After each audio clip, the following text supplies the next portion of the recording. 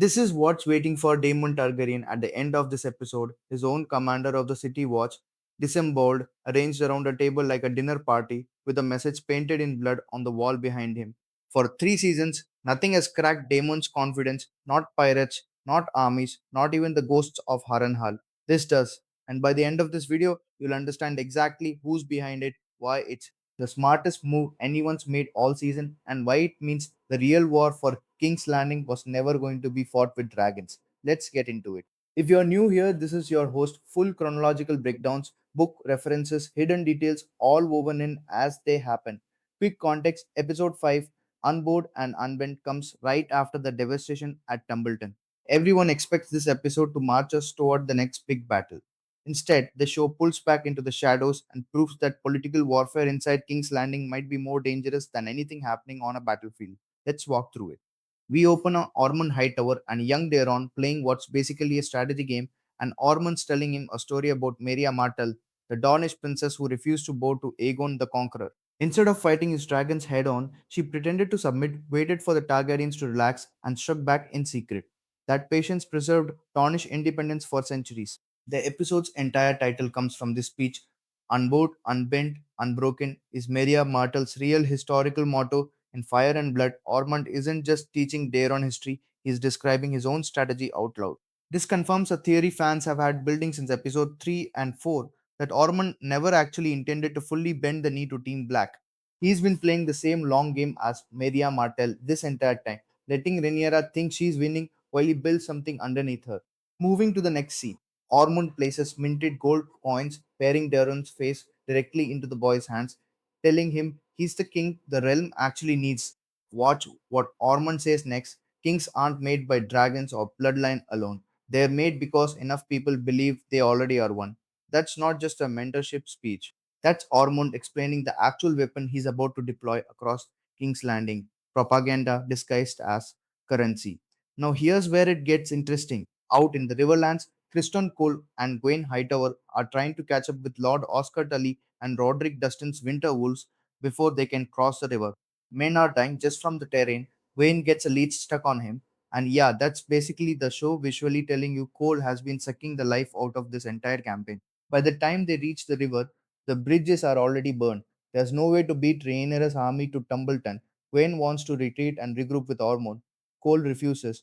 Cole flat out says he'd rather die in glorious battle than return spurned, rejected, or live out his days as a servant in Old Town. This confirms the long running read on his character. His entire arc since season 1 has been about restoring an honor he lost, and it's now become a literal death wish, clear eyed, unbent. That's the episode title again, weaponized against the man who coined the phrase for himself. Let's jump to Harrenhal. Inside Harrenhal, Aemond is spiraling, haunted by visions of Aegon's burned face, comforted by Alice Rivers.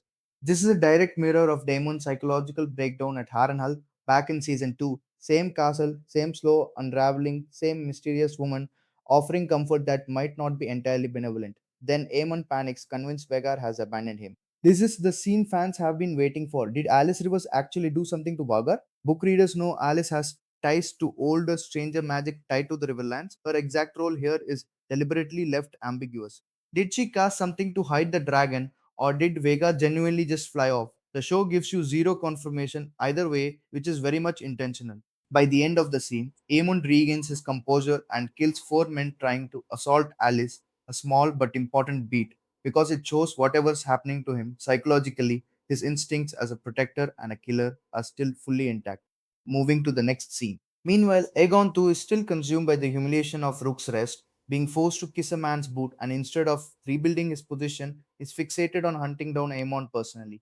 Larry's, usually the most patient manipulator in the entire show, finally loses patience with Aegon here, telling him flat out that he's reveled in mediocrity instead of becoming something greater. That's a huge character beat. Even the guy who spent 3 seasons quietly enabling Aegon is done pretending his self pity is strategy. Now, here's where the political thread really tightens. Rhaenyra visits the Sept to Daemon and admits something is stirring against her, something crouched, something formless, an enemy she can't name or see. This line is the emotional center of the entire episode. This directly confirms what Ormond's been building towards since scene 1.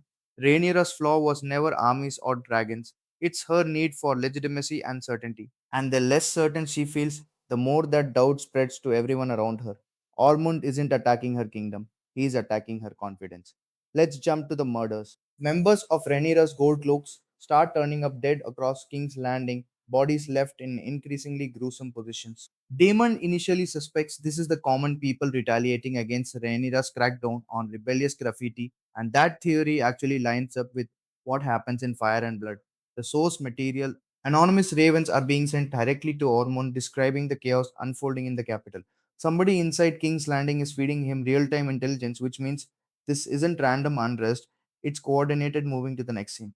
Daemon captures one of the conspirators and finds a gold coin bearing Daeron's face hidden inside the man's boot. This is the first physical proof connecting the killings back to Ormond and Daeron's propaganda campaign from the opening scene. Daemon immediately reminds Rhaenyra that they should have burned Ormond's entire army when they had the chance back in episode 3. That's not just an I told you so.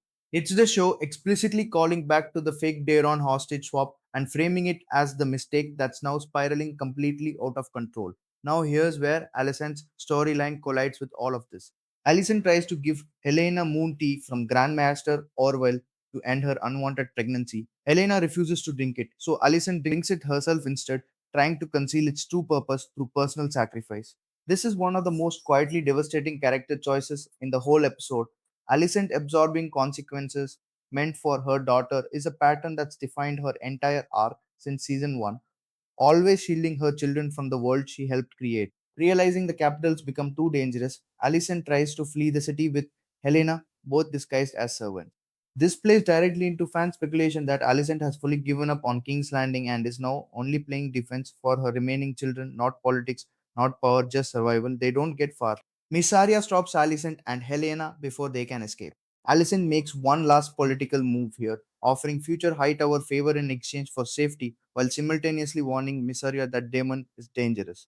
Even cornered, disguised, and stripped of nearly all her power, Alicent is still negotiating like a queen. That instinct never turns off, even when everything else about her situation has completely collapsed. Now, the final scene. Daemon and Ser Luther Largen are investigating the City Watch killings, and Luther turns up murdered himself, along with several officers, all disemboweled, arranged around a table in a pose that deliberately mirrors the Last Supper. Written in blood on the wall, a feast for traitors. This is genuinely one of the only times in the entire series Damon looks completely, visibly horrified. Not angry, not calculating, just shaken. This is a character who charged a beach of pirates alone in season 1, without blinking. The show is using his reaction specifically to tell you how far outside normal warfare this act is. The message has zero military value. It doesn't weaken Rhaenyra's army or take territory. Its entire purpose is psychological, prove that nowhere, not even the capital, is safe under her rule. This is Ormond's Maria Martell's strategy from scene 1, now fully deployed, not a battle, a slow campaign to break Rhaenyra's legitimacy from the inside. Here's the thread tying this entire episode together, and it starts with the very first scene. Ormond tells Daeron the story of a woman who beat dragons without ever fighting them directly through patience, propaganda, and fear. Then we watch that exact philosophy play out for the next 50 minutes, coins minted with Daeron's face spreading through the capital as propaganda, Rhaenyra confessing in the sept that something formless is stirring. Against her, the gold cloaks dying one by one, and finally, Luthor Larden's body staged specifically to maximize terror rather than damage. None of this was random. Every scene in this episode was Ormond's opening move from scene 1 playing out in real time. He told you exactly what he was going to do, and the show dared you to notice before Rhaenyra did. So, episode 5 quietly becomes the most dangerous hour of the season without a single dragon battle. Rhaenyra's entire capital might already be compromised from the inside. Which thread do you want a deeper dive on? What's really happening with Vhagar and Alice Rivers, Ormond's full endgame, or Criston Cole's death wish? Drop it below. I read every comment. Subscribe so you catch the episode 6 breakdown the moment it drops. This gold cloak conspiracy is about to explode. See you there.